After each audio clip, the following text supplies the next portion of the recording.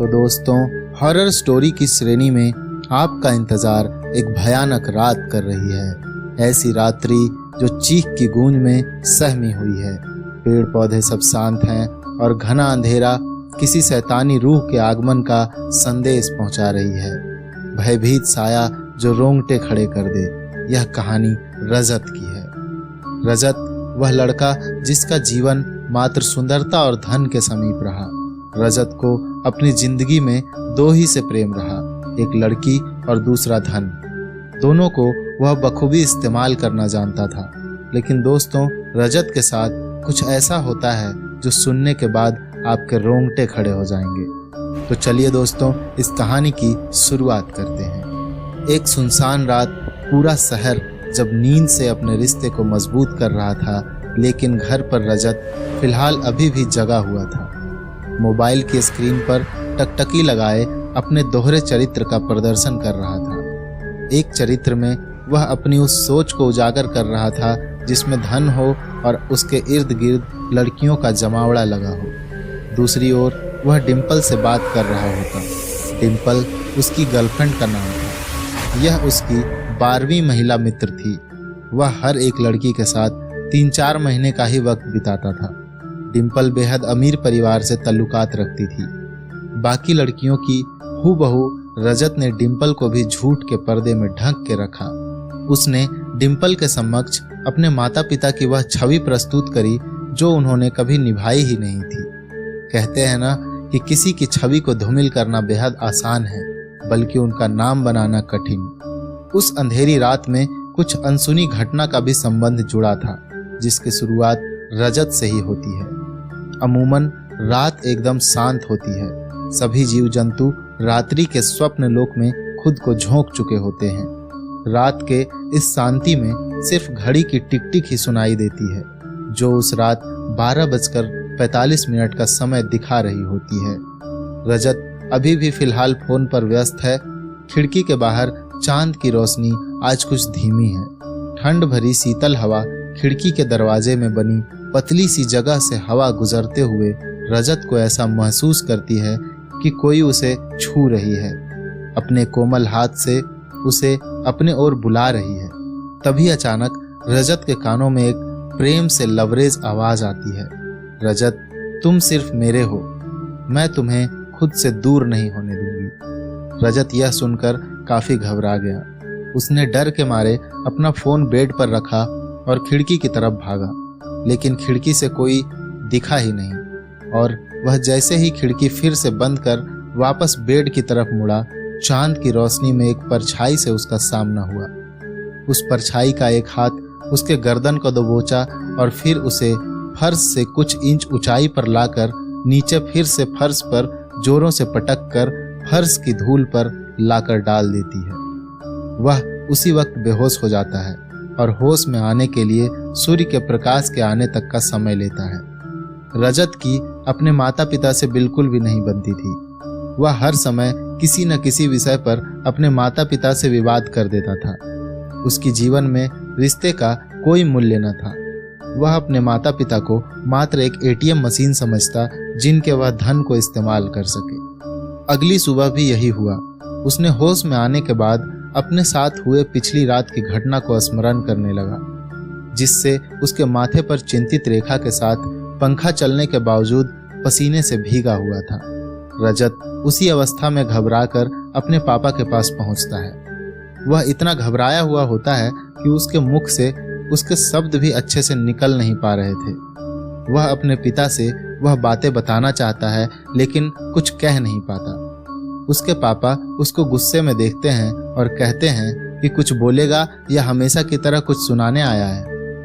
रजत के चेहरे के भाव अब डर की जगह गुस्से में बदल गई और उसी स्थिति में अपने पापा को ही सुना दिया। और गुस्से में वह घर से निकलकर अपने कॉलेज में पहुंचा, जहां उसका इंतजार उसका दोस्त और डिम्पल कर रही थी। उन दोनों को उसने अपने साथ हुई घटना को बताया।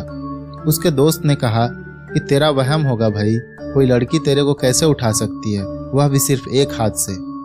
यह बात कहते ही रजत का दोस्त और डिम्पल जोर से ठहाके मारने लगते हैं। यहाँ मेरी जीवन की लगी हुई है और तुम इतने बेशर्म होकर हंस रहे हो। रजत दबी सहमी आवाज में कहता है, अरे तू इतना क्यों डर रहा है, सब ठीक हो जाएगा। रजत के दोस्त ने उसे सांत्वना देते हुए कहा, लेकिन रजत ने अपने मन में यह ठान लिया था कि अब वह अपने घर नहीं रुकने वाला, सब छोड़कर कहीं दूर चला जाएगा। रजत का यह फैसला सुनकर उसका दोस्त उसे रुकने की सलाह देता है और कहता है कि रजत को अपने परिवार को अकेले छोड़ने की ख्वाहिश नहीं रखनी चाहिए, लेकिन वह ठान चुका था कि उसे अपने परिवार से कोई मतलब नहीं है। वह यही सोचता था कि उसके परिवार उससे प्रेम भाव नहीं रखते। इस पर डिम्पल कहती है कि अगर तुमने नक्की कर ही लिया है तो आज रात को तुम मेरे साथ मेरे शहर लखनऊ चलना, वहां अपनी नई जिंदगी शुरुआत करना। रजत को डिम्पल का सुझाव रास आ जाता है। रजत ने डिम्पल के कहने पर घर से अपना बैग को सही तरीके से पैक कर चंडीगढ़ रेलवे स्टेशन पर पहुंच जाता है। डिम्पल ने उसे प्लेटफॉर्म नंबर 4 पर आने को कहती है। रजत 10 बजे छुप कर अपने घर से प्रस्थान करता है। उसे बाहर जाने में अजीब लगता है, लेकिन रजत का यह रात बाकी रात से अलग होती है। मौसम में सर्द हवा की मौजूदगी तो होती है, लेकिन फिर भी रजत को घुटन महसूस कराती है। जैसे ही समय का पहिया रात के 12:45 तक पहुंचती है, प्लेटफॉर्म पर एक ट्रेन की एंट्री होती है। रजत पूरा घबराहट से भरा होता है। डिम्पल अभी तक रेलवे स्टेशन में नहीं पहुंची होती। स्टेशन भी पूरे तरीके से किसी शमशान घाट का रूप धारण कर चुका होता है। रजत को कुछ समझ नहीं आ रहा होता। डिम्पल का इंतजार करते हुए उसने इधर उधर हर दिशा में अपने चच्चू को दौड़ाया, लेकिन डिम्पल कहीं नहीं दिखी। तभी फिर से एक ध्वनि रजत के कानों में गूंजती है, रजत मेरा इंतजार कर रहे हो? यह वही आवाज थी जिसे रजत ने अपने रूम में सुनी थी। इसमें भी वही भाव की दस्तक थी। फिर वह आवाज एक भयंकर हंसी के वस्त्र पहन लेती है। रजत अपना होश खो चुका होता है। तभी वो आवाज ट्रेन का दरवाजा खोल उसके सामने आती है।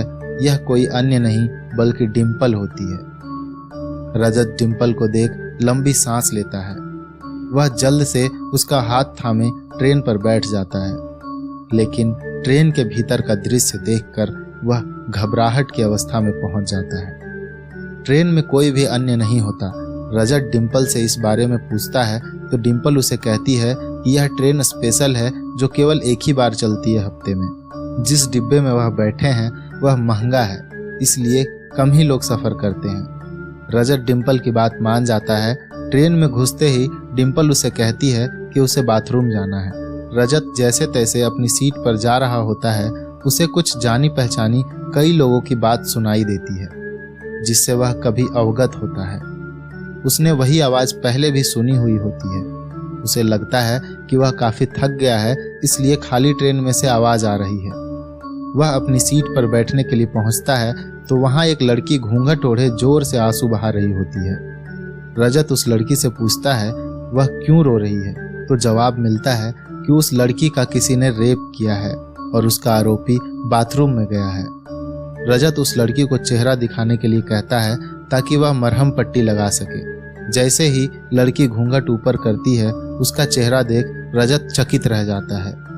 वह अपना बैग ज्यों का त्यों रख बाथरूम की तरफ भागता है और जोर जोर से डिम्पल को पुकारता है। डिम्पल तो नहीं होती, लेकिन उसका बाथरूम में इंतजार वही लड़की कर रही होती है।